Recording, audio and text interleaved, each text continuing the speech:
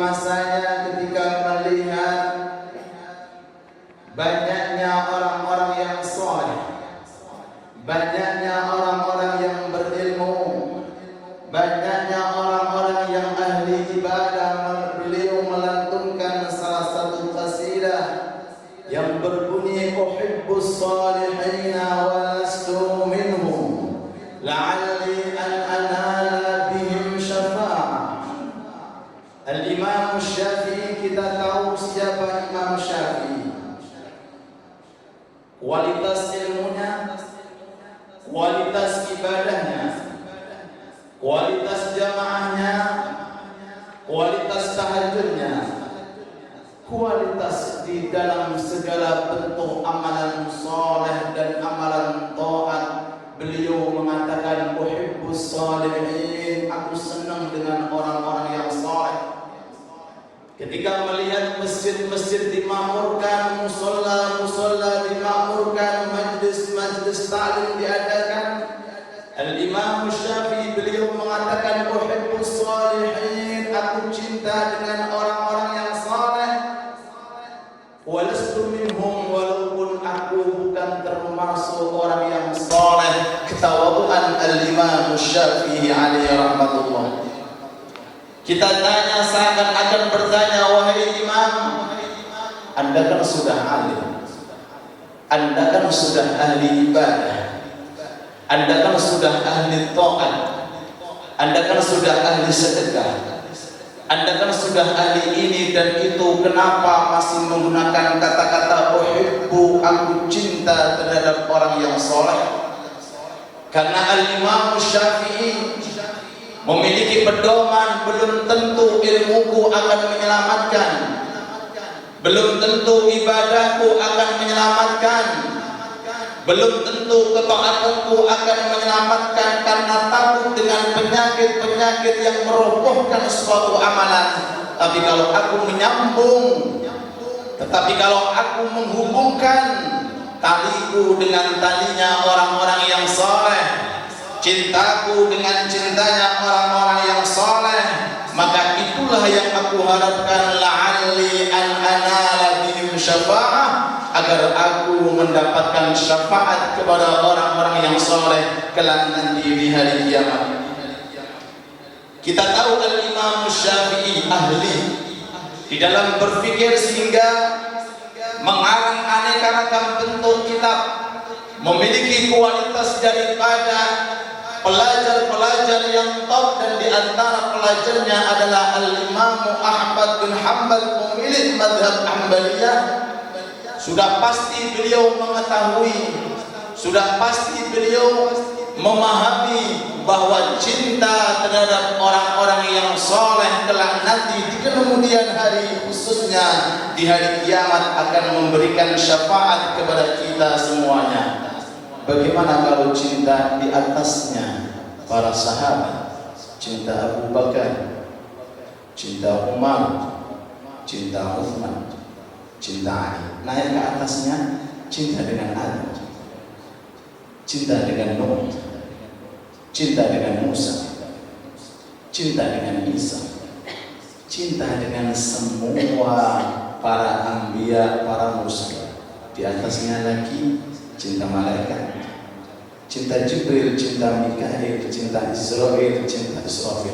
Di atasnya, di atas para salihin, di atas para sahabat, di atas para anbiya, para mursalin, di atas para malaikat, di atas surga, di atas arsy, di atas sidratul muntaha, di bawah Allah, yaitu Nabi kita Nabi Muhammad sallallahu alaihi wasallam. Kalau kondisi cinta dengan orang-orang yang soleh seperti itu, harapan Al-Imam Syafi'i agar kelak nanti mendapatkan syafaat. Karena cinta dengan orang-orang yang soleh pasti akan bermanfaat. Kapan bermanfaat? Di dunia sebelum di akhirat. Di dunia sebelum berakhirat. Cinta dengan orang yang soleh akan meniru gayanya orang yang soleh. Orang soleh jamaah akan ditiru, orang soleh membaca Al-Quran akan ditiru, Orang saleh menutup aurat, orang salihah menutup aurat akan ditiru. Orang saleh ucapannya baik akan ditiru. Orang saleh ketika berjalan dengan adab dan sunnah akan ditiru, bahkan ketika minum dan ketika makan, bahkan ketika memasuki kamar kecil. Orang saleh memiliki ketaatan akan ditiru kepada orang-orang yang telah mengikutinya. Mudah-mudahan kita termasuk para pecinta orang-orang yang saleh, dan mudah-mudahan kita mendapatkan syafaat daripada orang-orang yang saleh. Amin ya rabbal alamin. Ketika ini syair sampai kepada santrinya Al-Imam Ahmad bin Hanbal alaihi ridwanullah. Beliau mengirimkan kepada gurunya dengan kata-kata mirip, tuhibbus salihin wa anta minhum wa minkum yurtaja nailus syafa'ah.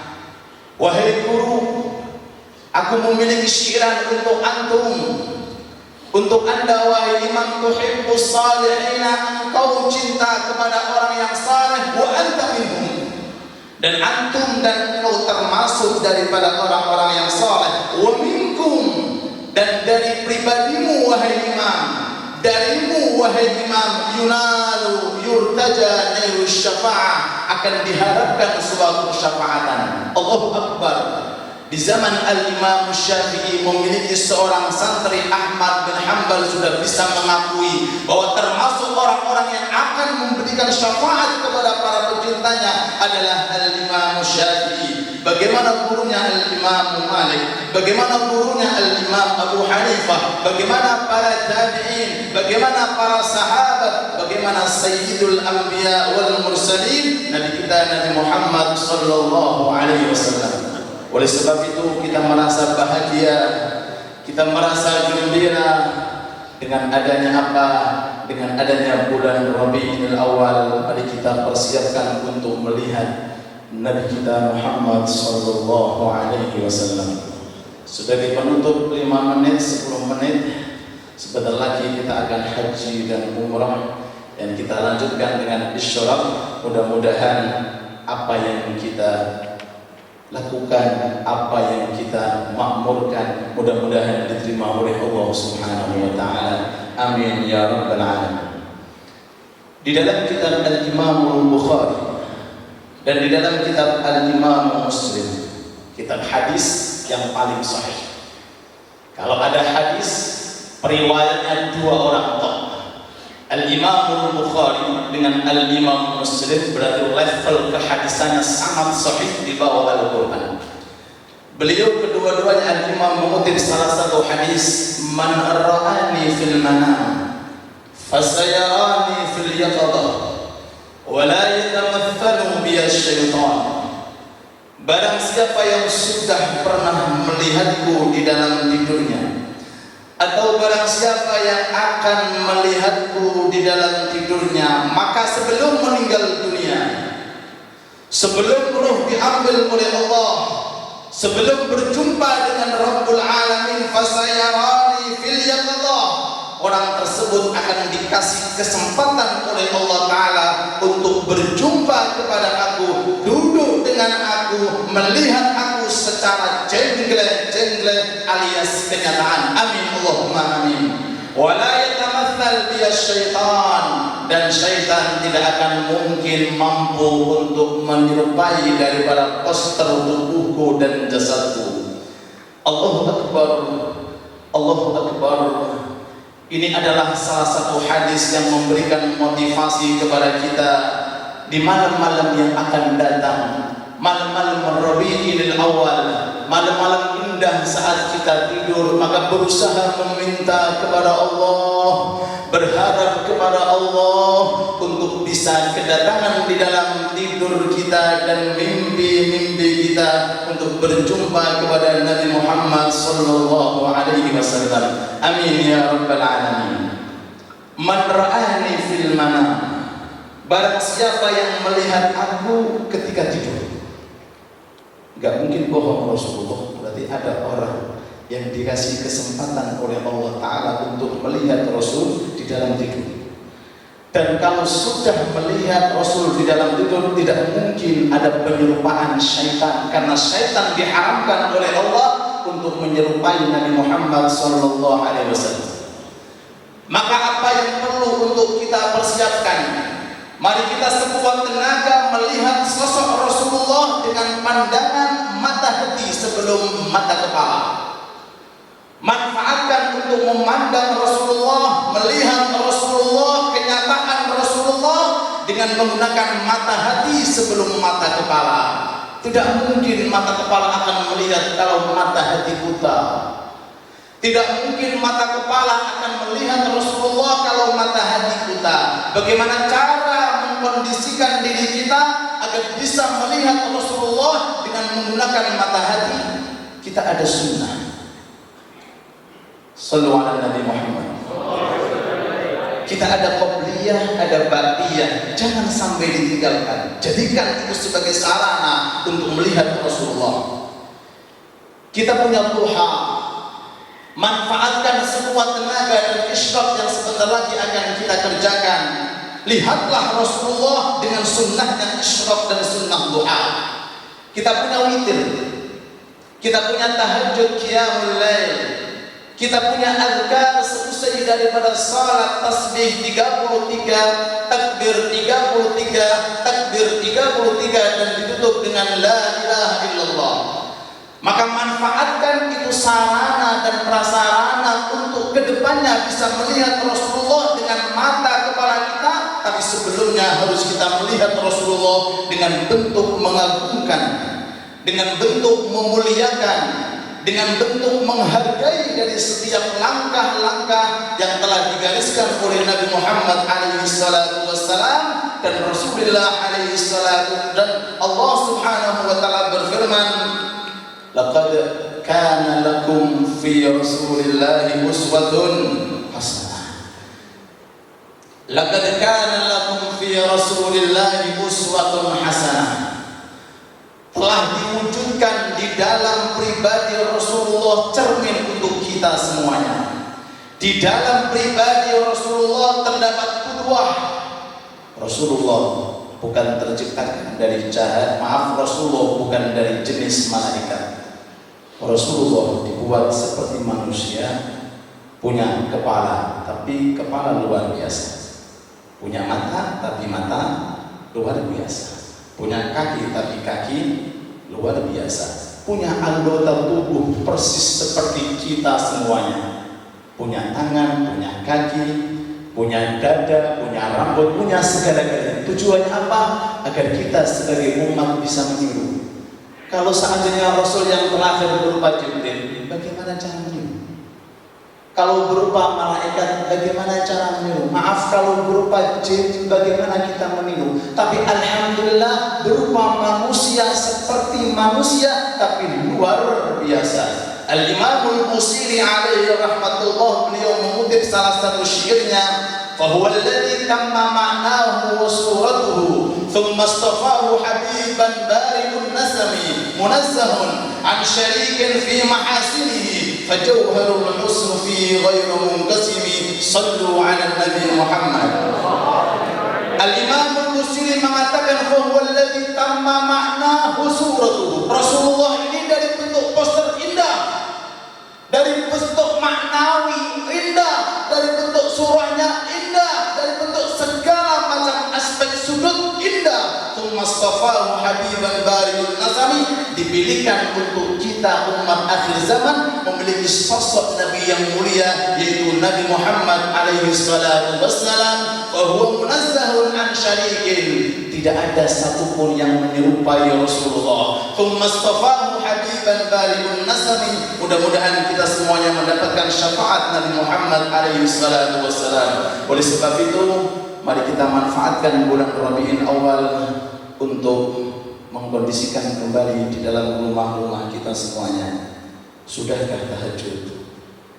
Sudahkah ada program duha? Sudahkah ada program untuk silaturahim? Sudahkah ada program untuk berbakti kepada orang tua?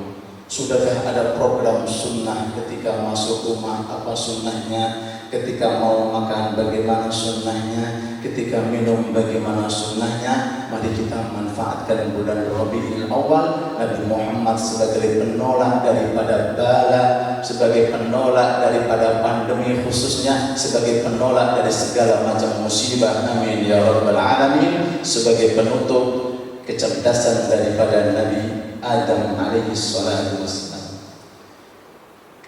Ketika Nabi Adam di dalam surga diciptakan, kemudian diciptakan Ibu Hawa dan diuji oleh Allah Ta'ala dengan namanya memakan buah khaldi. Wala taqraba hadhihi asy-syajarata fatakuna minadh dhalimin. Jangan kau dekati buah khaldi, hai Adam, hai Hawa. Tetapi takdir yang telah menentukan. Kemudian Nabi Adam menyesali atas perbuatannya, mencari-cari bagaimana cara biar dosaku diampuni oleh Allah. Bagaimana cara biar turunanku berkah nanti di dunia.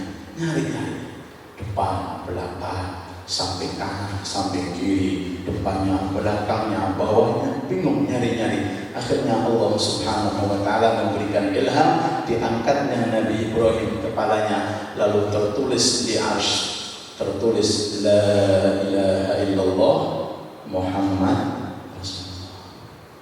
Nabi Ibrahim langsung keluar cerdasnya, ajib ini kalimah, itu ada Allah, kok ada Muhammad?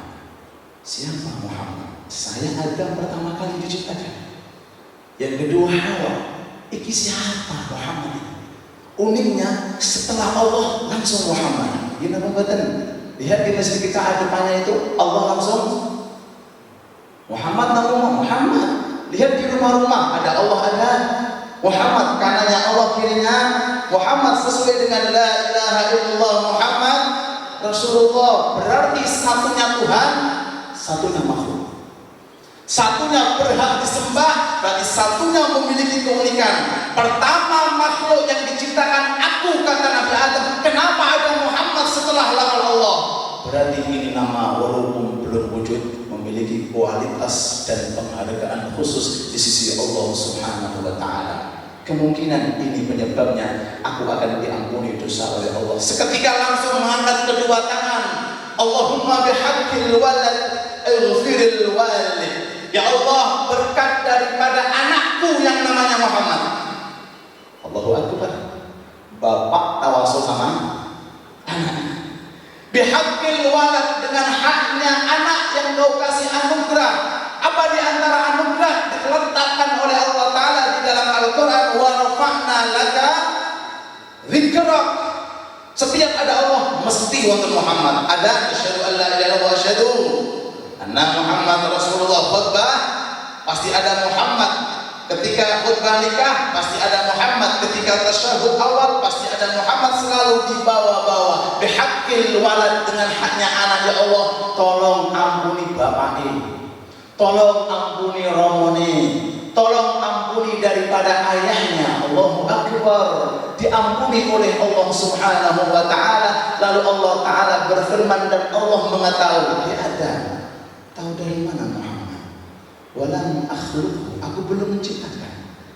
Pertama kali yang aku ciptakan adalah kamu dan kedua Hawa. Kok tahu Muhammad dari mana? Enggih Gusti, jenengan paling ilham kali kulo, kepala kulo jenengan angkat ke atas sehingga tertulis di atas kata-kata la ilaha illallah Muhammad Rasulullah.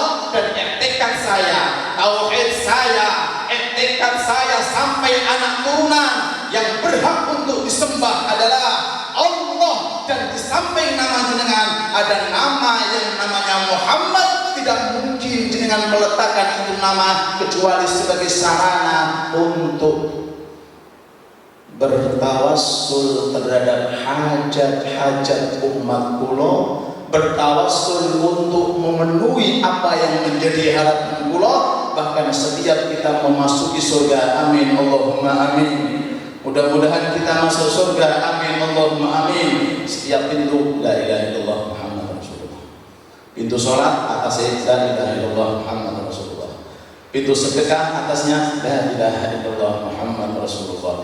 Pintu duha la ilaha illallah Muhammad Rasulullah. Pintu taubat la ilaha illallah Muhammad Rasulullah. Pintu ahli puasa rayyan la ilaha illallah Muhammad Rasulullah. Pintu jihad la ilaha illallah Muhammad Rasulullah. Pintu sabr, la ilaha illallah Muhammad Rasulullah. Pintu berbakti kepada orang tua, la ilaha illallah Muhammad Rasulullah. Masuk setiap tiang ada la ilaha illallah Muhammad Rasulullah. Di lehernya para bidadari, la ilaha illallah Muhammad Rasulullah. Setiap sudut daripada surga, dinding-dinding surga, pepohonan-pepohonan surga termaktub la ilaha illallah Muhammad Rasulullah. Mari kita i'tikadi di dalam diri kita bahwa yang layak untuk kita sembah adalah Allah dan Nabi Muhammad sebagai sarana agar ibadah kita diterima oleh Allah, agar dosa kita diampuni oleh Allah Subhanahu wa taala. Amin ya rabbal alamin. Mudah-mudahan pertemuan ini barokah. Mudah-mudahan pertemuan ini membawa barokah. Mudah-mudahan pertemuan ini sebagai lahan untuk mendatangkan rahmat. Mudah-mudahan pertemuan yang ada di masjid khususnya GKA ini, mudah-mudahan apa yang menjadi hajat kita dan keluarga kita dikabulkan oleh Allah. Amin ya rabbal alamin.